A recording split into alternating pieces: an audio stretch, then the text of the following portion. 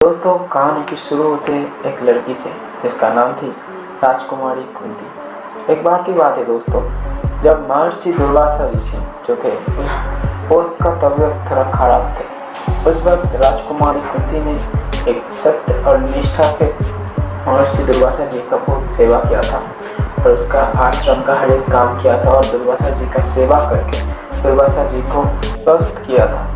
राजकुमारी कुंती की सेवा से प्रसन्न होकर तब दुर्वासा ऋषि ने राजकुमारी कुंती को एक बहुत ही अच्छा सा वरदान दिया था।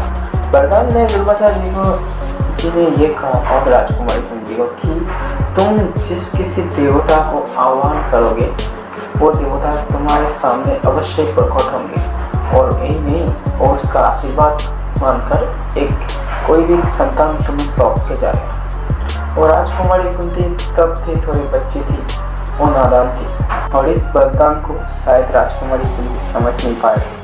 तो दोस्तों, एक अगले ही दिन राजकुमारी कुंती जो थे वो हर दिन उठकर सुबह सूर्यदेव को प्रणाम करता था और उसके बाद कोई काम शुरू कर रहा था। तो वैसे ही अगले दिन जब वो सूर्यदेव को प्रणाम कर रहे थे तब उनको वो दुर्वासा जी का दिया हुआ वरदान के बारे में याद आ गया। तो खेल ही खेल में उसने सूर्यदेव को पकड़ कर लिया, आह्वान किया और सूर्यदेव प्रकट हो गया।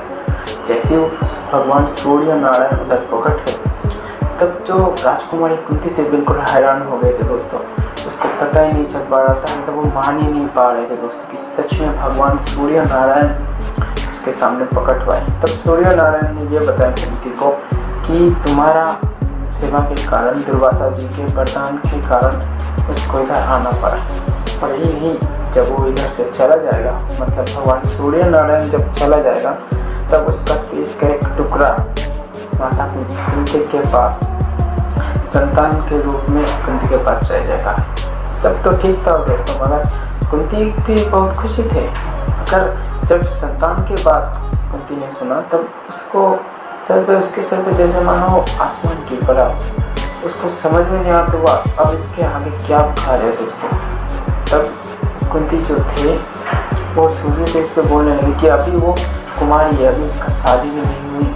अगर इस वक्त वो किसी बच्चे का माँ बन जाए तो उसके साथ साथ उसके परिवार वालों को भी बहुत ही बेइज्जती हो जाएगा। यही बात को सोचते हुए सूर्यदेव ने कुंती को ये भी वरदान दिया कि तुम जब माँ तो बन जाओगे मगर तुम्हारे कुमारी तो कभी भी नष्ट नहीं होगा, तुम कुमारी ही रहोगे।